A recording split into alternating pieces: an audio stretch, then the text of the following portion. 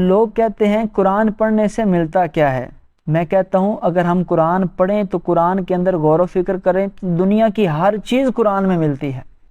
اگر بندہ قرآن میں غور کرے تو بندے کو جو پہلی نعمت حاصل ہوتی ہے وہ یقین کامل کی ہے۔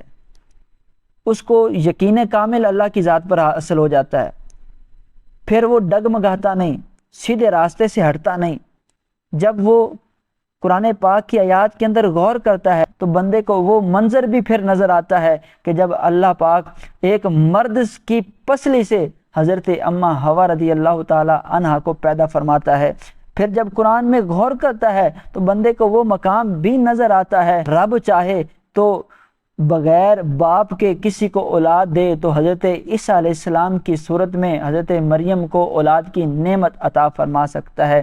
جب بندہ قرآن میں غور کرتا ہے تو جب اس طرح کی چیزیں پڑھتا ہے تو بندے کو یقین کامل ہو جاتا ہے کہ جب رب وہ چیزیں جو ناممکن نظر آتی ہیں، جب رب وہ چیزیں کر سکتا ہے، جب رب نے وہ چیزیں کی ہیں تو جن مصیبتوں میں پھنسا ہوں ان مصیبتوں کی کیا اوقات، رب نے چاہا تو رب مجھے ان سے بھی آزاد کرے گا۔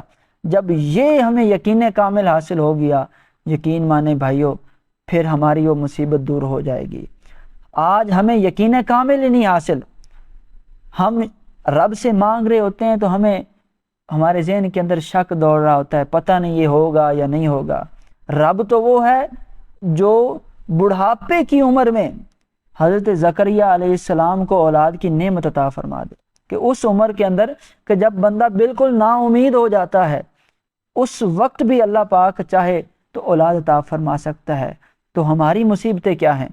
اگر ہمیں یقین کامل حاصل ہو گیا تو پھر یہ دنیا کی ساری پریشانی حل ہو جائیں گی۔